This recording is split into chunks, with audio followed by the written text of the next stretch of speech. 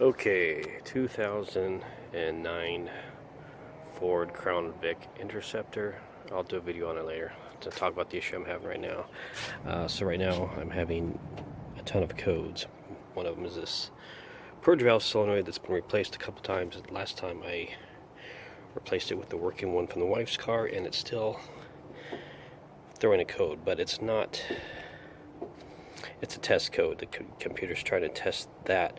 But the other issue I'm having is, I'll show you all the codes.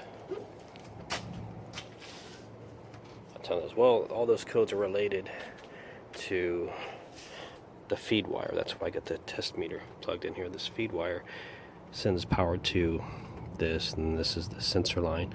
Well, it's the EGR, which I'm also, you can see that the same red and yellow code.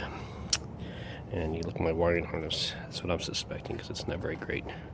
Well, anyways, the reason I got a voltmeter to it is I'll show you why and what's going on. That's also those codes for the oxygen sensor. This wire goes down and feeds those too. But let me kick it on there and I'll show you what it's doing.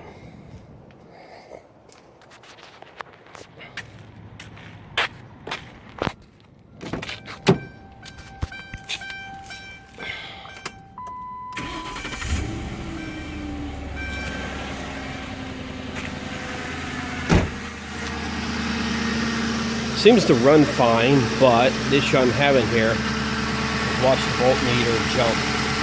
Right now it's fine. Oops, what's that? So it keeps losing voltage, and I'm pretty sure that's what's tripping the computer and saying it can't communicate with its sensor. So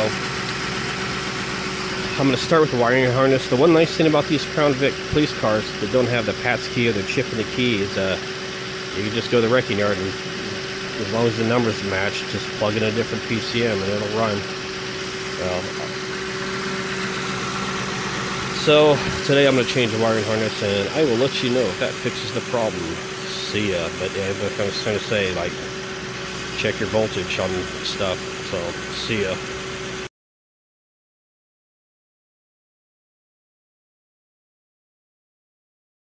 Okay, it's the next day. There were some issues, but right now you can see, we can sit here for a while, and I have a steady voltage. The fan's going right now, so it's, I didn't turn the AC off, so the AC's dragging it down. But anyways, I got steady voltage. Look at the nice pre-wiring harness. I love it when people say let's go back to that bit. Anyways, problem I didn't realize, and this is why the car's been sitting, because I got it done quick, but didn't pay too much attention to the wiring harness. The wiring harness was from a 2008. Completely forgetting that 2008 has a different transmission. So there's the old wiring harness. And what I ended up having to do is, first problem, of course, was I had to cut the pigtail off the transmission. And I'll show you the connector in a moment. And then this one was a problem too. The body feed to the ECM. And it's mostly the fan stuff. That's what's weird about these cars. You could almost take this out of a car and put this engine in anything, because it almost seems standalone engine and tranny.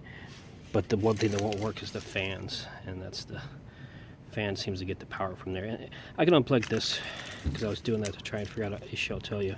I was unplugging this to see what would happen and try to check power without anything affecting, like sensors. The only thing that went off was engine kept running, the fan just wouldn't work, and I think the AC went off too, but I'm not sure. But anyways, so this was a tranny connector for a 2008.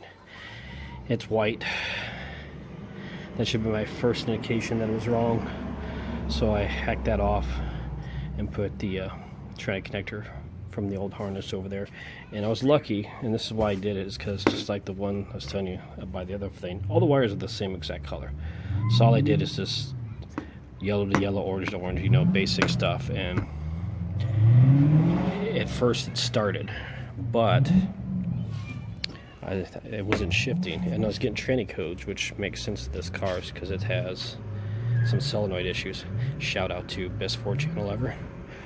Was it best Ford channel, something like a BST, I don't know. That dude's pretty awesome. Anyways, it wouldn't shift. I was getting the tranny codes, which made sense because it needs the solenoids. Just turns out some dummy, me, didn't plug the transmission in. Now it's fine. So everything's good.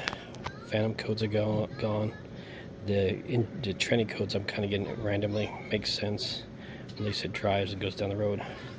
Only bad thing, I don't know if you can see it. Probably broke my hand. And that is probably the stupidest thing I did this weekend, because how'd I break that or smash it, or you can hardly tell that it's swollen. Right about there where the scratches are. I hit it with a sledgehammer. It's gonna be one of the stupidest moves, but that's the second time I've done it. So, what's the thing? Fool me once. So hit your hand with a hammer once. Shame on somebody. Hit it twice. You're just a moron, I guess. But anyways, phantom codes are gone. I'm getting actual codes and stuff now. The only problem I have now is the ABS ain't working, but when I was changing the control arm on that side, I might have damaged the wire, so I don't know. But I don't have a code reader for that, but I will get that checked out sometime, I guess. But hopefully this gets my gas mileage up from 13 when the computer started flipping out and doing stuff. But I think I'll take that other video that's on, take it off, combine the two. Nobody's watching anyways. But anyway, there you go. It's not always your PCM. People point to that. Sometimes, like I said, there's just one simple wire, and that might have been why I wasn't getting transmission codes, because it starts over there, comes over here, goes down here. I was having some AC issues too. I think that's fixed, but it's hard to tell when your AC goes on and off. You're like, is it because I'm accelerating too fast? Blah blah blah, whatever. But anyways, and then it goes from here down to the transmission. So maybe that same power wire, or maybe a similar power wire that feeds the sensors, was bad going to the transmission, so I was getting no feedback on if sensors and stuff were bad. But right now, no more phantom codes. Now that I've said that, watch me tomorrow. I'll go to work and drive around today, and all of a sudden the codes come back. But so far, so good. But anyways, I've checked pending codes, and there's nothing in pending, and usually it shows up instantly. So I'm gonna say changing the wiring harness fixed it, and maybe one day I'll do a video on this car if you care. I don't really care. This is just, it was a $900 car, okay? That's all I care about, and I needed a car. So, but maybe if I'm bored, I'll do a whole